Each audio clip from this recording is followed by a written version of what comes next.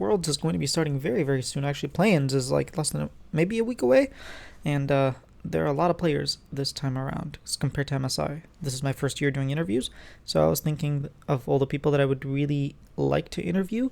Um, yeah, most of them, actually, every single one of them, I have not had the chance to interview yet, except for one that's on this list. But I'll start with my top 10 players I would like to interview at Worlds 2024.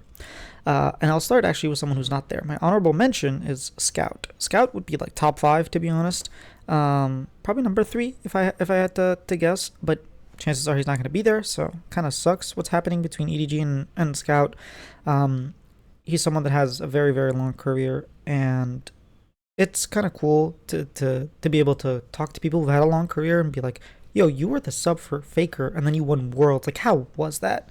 And just kind of talk to him about his journey and what's happening in World. And like 2 years in a row, the same thing happens with LNG, where he, you know, he plays extremely well in the summer split and almost first year makes it to final, second year like almost finishes top 2 if I'm not mistaken. Like, he has a lot of story to tell, and unfortunately Riot only gives you 10 minutes to do the interviews, and it's very hard to figure out what you want to ask because you want to ask so many different things, and you also want to touch about the games, and there's just a lot. But yeah, Scout, honorable mention.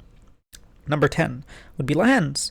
Now, I did interview him before, but he's just such a fun person to interview. I really enjoy talking to him. I enjoy his like bubbly or like very playful personality, and I like messing with him. He's he's not one of those people where like you make a joke and he just like moves on with his life. He's like, no. He wants to. He's like, no, that's not true. You know, he's fun to tease and mess with. So, not in a like evil way, but again, he's also someone who since Griffin days, like 2018, he had had a long career now, and you can always mess with him. I remember I had asked him like, oh, who would you like to face in the finals? He was like, oh, I'd like to face T1. I was like, oh, so you can just beat them again like you did? And he was like, no, it's because LCK supremacy. And he was like, you're evil. I was like, I know. But yeah, again, someone with a lot of history. Number 9 is someone with a lot of history too, Xiaohu.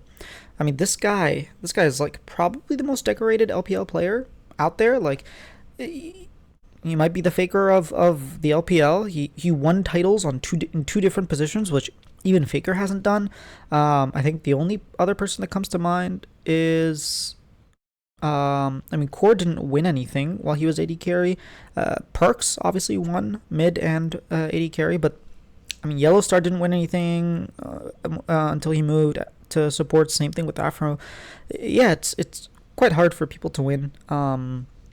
In 2 different roles like he did, and he didn't even just go to support. He was like top and mid, and then went back to mid and was crushing. So it's not very often that happens. The length of his career, the amount of times he's been to World, the amount of times, I mean, he's been to every single stage at Worlds. All he has left is to win it. And yeah, he's won MSI multiple times, right? I think he's won twice. He's won 3 times. No, I think it's only 2. But either way, I'll do my research before I interview him. The next person actually is someone else who was on RNG at some point, Gala, number 8. Again, someone with a lot of history, someone who's like making a case for being the best AD carry in LPL, right? I know everyone thinks, oh, AD carry, Uzi. And right now, he might not be playing the best, but just throughout his career, like, I think right now, Light is playing quite incredible. I think, Elk is always up there. Ruler didn't have the greatest year, but like last year was obviously Ruler. But Gala has just been so consistent throughout the metas. I mean, obviously his Kai'Sa is world renowned, but just in general, he has a long career, and I feel like at least in the West, we don't have his story. We don't have enough of like the trials and tribulations that he went through, the experiences that he went through, winning and losing, and that's something that I would like to highlight and even make a whole video, like a whole like documentary. It's a little bit harder to do with LPL players because I don't speak like Chinese, but Korean players, at least I'm able to go through their stuff and listen and learn and stuff. Number 7 is Tarzan. Another one of the... Wait, do I have every single... No, I don't have Doran, but I have most of the 2018 Griffin roster. Yeah, Tarzan is just an anomaly, man. He's so good at jungling, and he could have been the Canyon of the LCK, but obviously he moved around, and I have a lot of questions comparing what he's sort of what is it? Not a bandit, but sort of like a mercenary. You know, he goes to a team, they make worlds. He goes to the next team, doesn't even play for a split, and then looks like one of the best junglers in the world, and has like an incredible performance to make it to the finals. You know, it's like insane.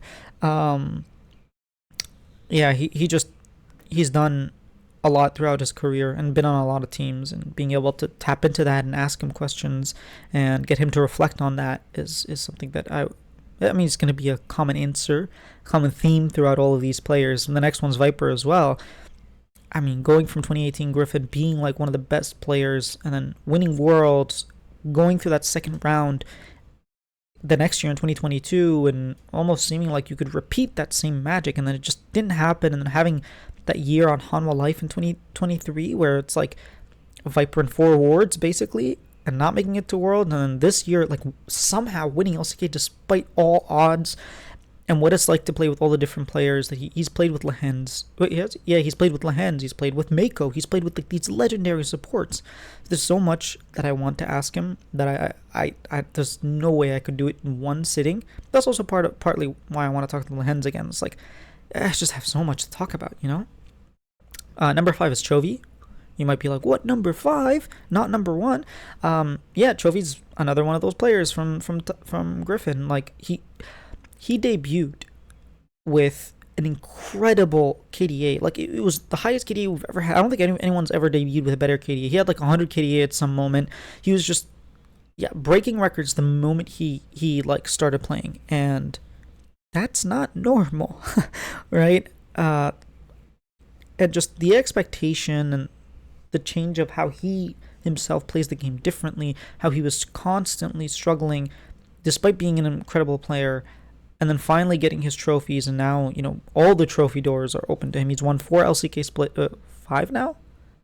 Wait, he won, the first one was summer on 2022, then he won 2 in 2023, then he won 1 this year. So yeah, he has four trophies, LCK trophies. He has a MSI trophy as well. You know, he made it to a bunch of finals. There's a lot to this team that to his play just on Gen G. He has so much history already on Gen G. Forget everything else. So there's a lot to ask him about, and it's just cool to ask him like, hey, how do I not miss CS? I'm not even mid laner. I'm a Phil main, but how do I not miss CS? Just for fun. See what he says. Number 4 is Knight.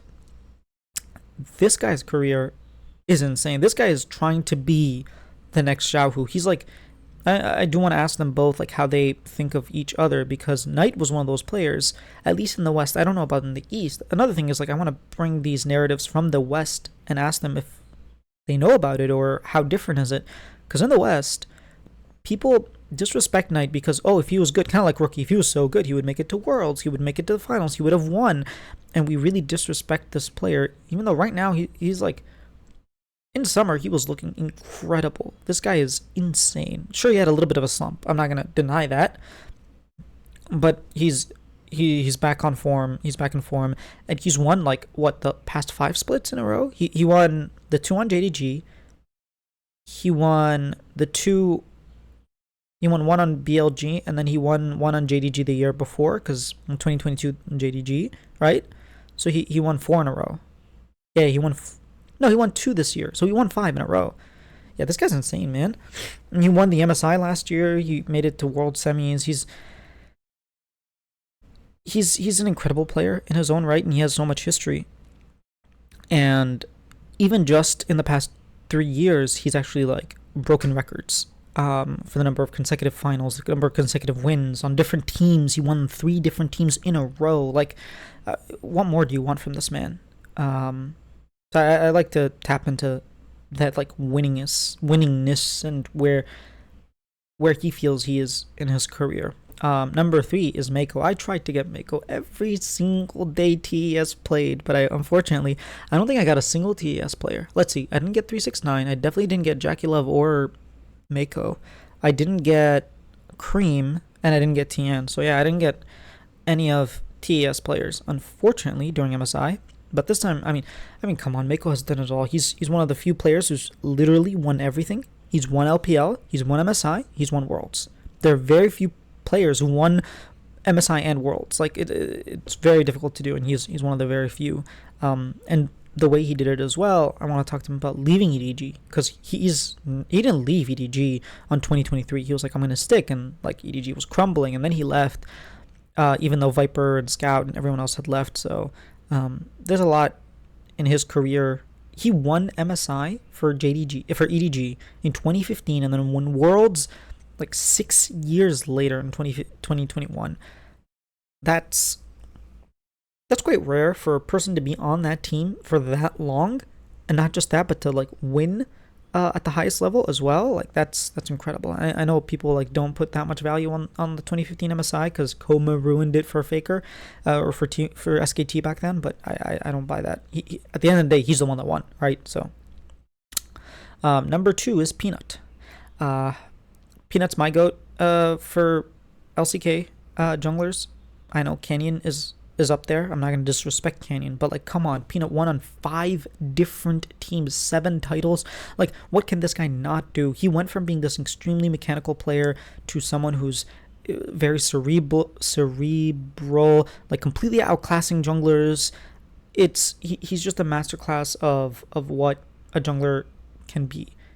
And there's just so much to ask. He's also a really fun personality. Like back in 2017 when he was on that SKT team, it was just so much fun seeing his streams and seeing Koma like run to his room because he was drunk and he was streaming and he was sad after they had lost. Like there's so much history behind this player.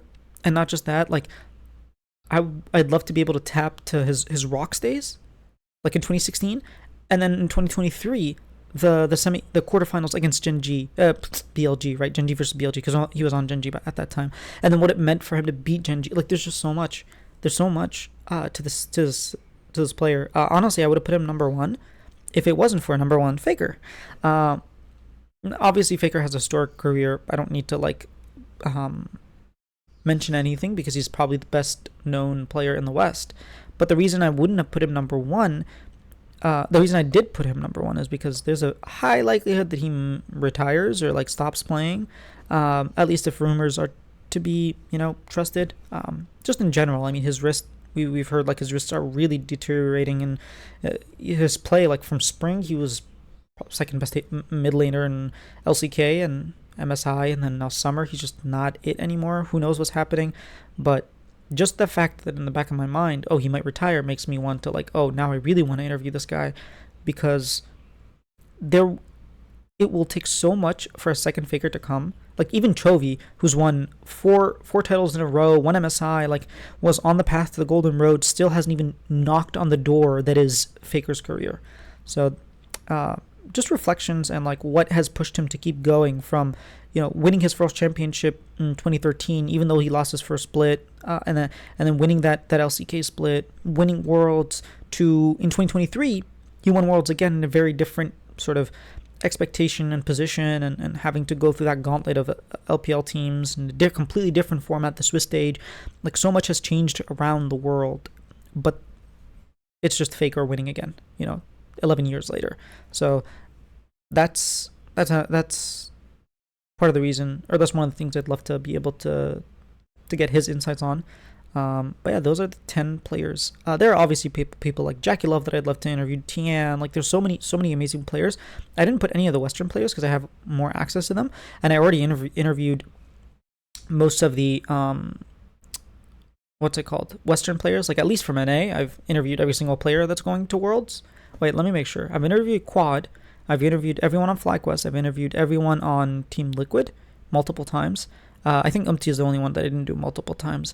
And then I interviewed, what's our third team? 100 Thieves? Yeah, I've interviewed all of them. So from Fnatic, I interviewed Noah and Razork. I think Humanoid would be cool to interview, obviously. And then obviously I haven't got a chance to interview Caps or Brokenblade, but I feel like it's easier to get those interviews than it is to get the Western players. So that's why I kind of put more emphasis on players from the East, that I want to interview. But those are my top 10. Who do you think I am missing off my list? Because I'm sure I'm forgetting someone. But who are you most excited? I don't know if this actually excites people. Like to me, it's awesome because I get to just hang out with pro players for 10 minutes, and they don't get to say no. They just have to answer my questions. It's part of their job. So yeah, it's cool.